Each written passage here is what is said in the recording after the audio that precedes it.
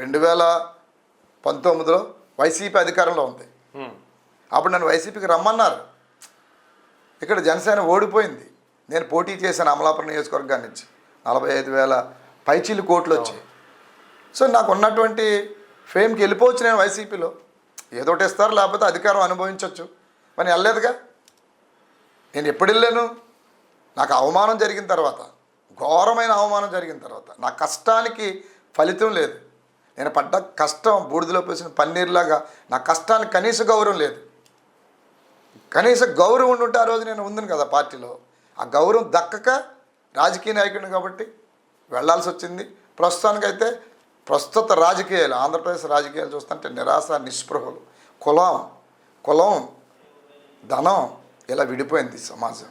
ఎక్కడ మనం ఏం చేయగలం కానీ ఏదో ఆశ, పోరాటం చేస్తున్నాం. ఎప్పుడైనా మార్పు తీసుకురాగలం, ఎప్పుడైనా ప్రజల్లోనూ మార్పు తీసుకురాగలం, ఎప్పుడైనా ఏదైనా చేయగలమని ఆశతో ముందుకు వెళ్తా ఉన్నాం. మీరు 2024 వరకు కూడా చాలా కష్టపడ్డారు జనసేన కోసం. 2019 నుంచి 2024 వరకు పార్టీని ముందుండి నడిపించారు మీ నియోజకవర్గం. వారాహి యాత్ర సందర్భంగా పవన్ కళ్యాణ్ మీకే టికెట్ ఇస్తున్నట్లు ప్రకటించడం కూడా జరిగింది. చివరి క్షణాల్లో పేరు మారింది, వేరే వాళ్ళకి ఇచ్చారు. మీరు ఇండిపెండెంట్గా పోటీ చేయాలనుకుంటే అప్పుడే చేసి ఉండొచ్చు ఎమ్మెల్యేగా. బట్ అప్పుడు వదిలేసి ఇప్పుడు ఎమ్మెల్సీ దానికి ఎందుకు ఇండిపెండెంట్గా చేస్తున్నారు? అంటే సార్, అప్పుడు విపరీతమైన ధన ప్రవాహం అండి. రాజకీయ పార్టీలో అటు కూటమైనా ఇటు వైసీపీ అయినా ధనం విపరీతమైనటువంటి డబ్బుతో కూడుండే. ఇప్పుడు నాకు సూచాయిగా టికెట్ పోవడానికి ఒక రీజను, నా మీద కుట్ర జరిగింది. కుట్రతో పాటుగా ఆర్థికంగా నేను కొంచెం బలహీనం అవ్వడం. సో ఒక పార్టీ సపోర్టు ఉన్నప్పుడే కొన్ని కోట్లు ఖర్చు పెట్టాల్సినటువంటి దాంట్లో ఒక ఇండిపెండెంట్గా పోటీ చేయాలంటే ఇంచుమించు ఒక 50 కోట్ల రూపాయలు కావాలి, లేదా కనీసం ఒక 25 కోట్ల రూపాయలు కావాలి. అంత వెచ్చించేటంత ధనవంతుడిని కాదు నేను మధ్యతరగతి వాడిని. నా దగ్గర డబ్బు లేదు, ధైర్యం ఉంది, మనుషుల కోసం నిలబడగలుగుతాను, అదే ఉంది నాది. కాబట్టి నేను ఆర్థికంగా తట్టుకోలేను. చాలామంది పోటీ చేయమన్నారు, నీకు సానుభూతి ఉంది పోటీ చేయమని. నాకు ఇష్టం లేదు. నేను యాక్చువల్గా రాజకీయాల్లో ఆ రోజే తప్పుకోలేక, కానీ ఏంటంటే మొదటి నుంచి ఏదో సాధించాలని ఆశ ఉంది కాబట్టి నిలబడ్డాను. కానీ ఇక ఒక దశలో అయితే సర్వం వదులుకోవాలనుకున్నాను.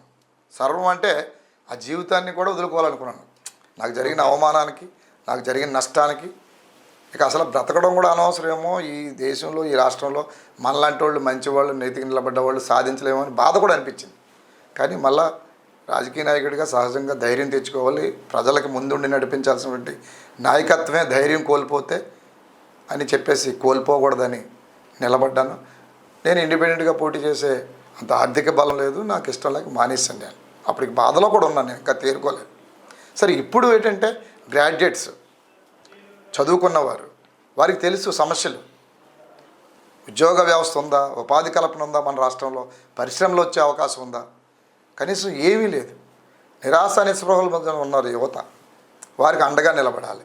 వారు డబ్బులు ఆశించరు, తమకు అండగా ఎవరు నిలబడతారు, తమ కోసం ఎవరు పోరాడతారు. అంటే నేను రాత్రికి రాత్రే పోలవరం ప్రాజెక్ట్ తెచ్చేస్తాను, లక్షలాది నిధులు తీసుకొచ్చేస్తాను, కోట్లాది నిధులు తీసుకొచ్చేస్తాను, ఈ రాష్ట్రాన్ని మార్చేస్తాను అంత పెద్ద పెద్ద కబుర్లు చెప్పనండి. నాకు సాధ్యం కాదు. బట్ ఒక బాధితుడు, ఒక నిర్వాసితుడు, లేదా ఒక నిరుద్యోగి, ఒక సమస్యతో ఉన్నవాడి పక్షాన్ని నిలబడతాను. అతనితోటి అండగా నిలబడతాను, అతనికి ధైర్యంగా ఉంటాను, అతను గొంతునవుతాను. నేను అందుకని నేను ఇవాళ పోటీ చేస్తున్నాను. ఇప్పుడు కూడా మీకు చెప్తున్నాను మీ ఛానల్ ద్వారా, ఒకవేళ ఇందులో కూడా డబ్బులే పెట్టాలి, డబ్బులే ప్రధానం అంటే ఆఖరి నిమిషంలో కూడా నేను పోటీ చేయడం మానేస్తాను. డబ్బులు ఉండవు, అక్కర్లేదు, నిజాయితీగా చదువుకున్నవారు ఓటేస్తారనే ఆశతో నేను ఇవాళ పోటీ చేస్తాను.